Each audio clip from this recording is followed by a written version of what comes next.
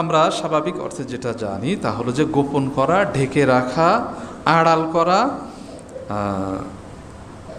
আবৃত করা, আচ্ছাদন করা, এ হলো পর্দা অর্থ, স্বাভাবিক অর্থ।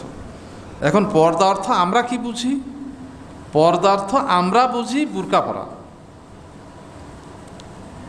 পর্দা অর্থ আমরা বুঝি বুরকা পরা, যে বুরকা পরে সেই মনে হয় পর্দা করে ফেলেছে। আসলে বিষয়টা এরকম না। শরিয়াতের ভাষায় নারী পুরুষ উভয়ের চারিত্রিক পবিত্রতা অর্জনের নিমিত্তে, নারী পুরুষ উভয়ের চারিত্রিক পবিত্রতা অর্জনের নিমিত্তে নারী পুরুষ উভয়ের মাঝে শরিয়াত কর্তৃক নির্ধারিত পর্দাকে পর্দা বলে। আমাদের মাঝে আমরা যা বুঝি তা হলো বুরকা পরা। আমরা অনেক সময় বুঝি যে দুলাভাইয়ের সাথে কোনো পর্দা নেই বা শালীর সাথে কোনো পর্দা নেই। তারপরে আমরা ধর্মকুটুম পাতাই, ধর্মকুটুম বলি, এদের সাথে পর্দা নেই। আমরা এ জাতীয় কিছু বিষয় বুঝি যে পর্দা বলতে আমরা সাধারণত বুরকা পরাকে পর্দা বলে মনে করি। আর দুলাভাই, শালী বা ইত্যাদি মুরব্বীদের সাথেও পর্দা নেই, এই ধরনের আমরা আমাদের বিশ্বাস রয়েছে। এই বিশ্বাসের কারণ হলো ধর্ম সম্পর্কে, ইসলাম সম্পর্কে আমাদের ধারণাটা কম। পর্দা সম্পর্কে বলা হলো যে উভয়ের চারিত্রিক পবিত্রতা অর্জনের নিমিত্তে শরিয়াত কর্তৃক নির্ধারিত যে পর্দা রয়েছে, আড়াল রয়েছে, এটাকে পর্দা বলে। বুরকা পরে যারা আড্ডা দেয়, পার্কে হোক, ক্লাবে হোক, রাস্তাঘাটে হোক, প্রতিষ্ঠানে হোক, বাজারে হোক, বন্ধু মহলে হোক, ফ্রেন্ড সার্কেলে হোক, যেখানেই হোক, বুরকা পরে যদি তারা আড্ডা দেয়, আনন্দ উল্লাস করে, হাস গল্প করে, এটাকে পর্দা বলা যায় না এবং পর্দা হবে না। এটাকে পর্দা বলা যায় না এবং পর্দাও হবে না। আমরা আরেকটা বিষয় জানব যে আল্লাহ রাব্বুল আলামিন হুররিমাত আলাইকুম উম্মাহাতুকুম ওয়া বানাতুকুম, আল্লাহ রাব্বুল আলামিন তোমাদের জন্য হারাম করে দিয়েছেন তোমাদের মাতাকে, কন্যাকে, এ জাতীয় 14 জনের কথা বলা হয়েছে যে যাদের সাথে স্বাভাবিক পর্দা নেই। যাদের সাথে স্বাভাবিক পর্দা নেই এরকম শ্রেণী কয়জন? 14 জন। সূরা নিসা 23 নম্বর আয়াতে দেখবেন, সূরা নিসা 14 জনের কথা বলা হয়েছে একজন পুরুষের জন্য, যে 14 জনের সাথে কথাবার্তা বলা যায়, দেখা সাক্ষাৎ করা যায়, একসাথে ভ্রমণে যাওয়া যায়, উঠা বসা করা যায়, এ ধরনের 14 জন আছে এবং এদের সাথে বিবাহ বন্ধনে আবদ্ধ হওয়া, বিবাহ বন্ধনে আবদ্ধ হওয়া হারাম, নিষিদ্ধ। এরকম শ্রেণী কয়জন? 14 জন। এটা পুরুষের জন্য, নারীর জন্য।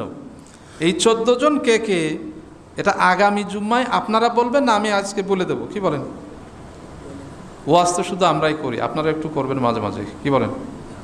এই পর্দার ওয়াজটা একেবারেই কম হয়, একেবারেই কম হয়, যার কারণে আমরা খুব বেশি ফ্রি হয়ে গেছি।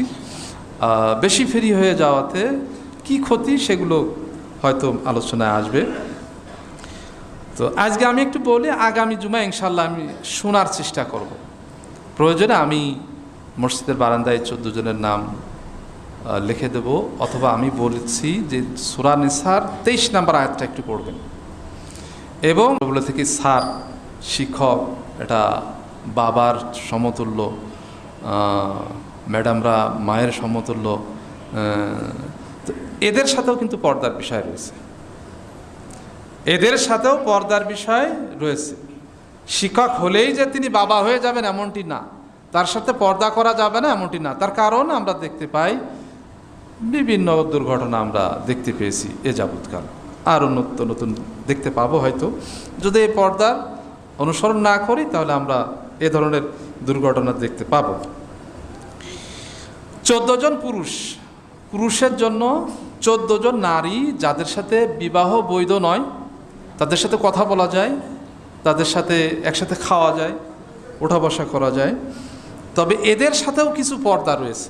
যেমন মা বাবা ইনরা যখন ছেলেরা সন্তানরা যখন একটু বয়স্ক 10 বছরের উপরে হয়ে যায়, 10 বছর হয়, তখন মা বাবার রুমে ঢুকতে গেলেও সালাম দিয়ে ঢুকতে হবে, বিশেষ করে সকালবেলা, দুপুরবেলা এবং রাতের বেলা।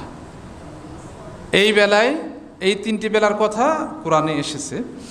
তো সেখানেও পর্দা রয়েছে। আর পর্দা ছেলেদেরও মানে এদেরও রয়েছে জন্য তারা দেখতে পারবে কতটুকু, মুখ, হাতের কোনোই পর্যন্ত মা সন্তানের যে পর্দাটা, এটা পর্দা নাই। একমাত্র জায়গা রয়েছে, সেটা হলো স্বামী স্ত্রী। এই স্বামী স্ত্রী এদের মাঝে পর্দা নেই।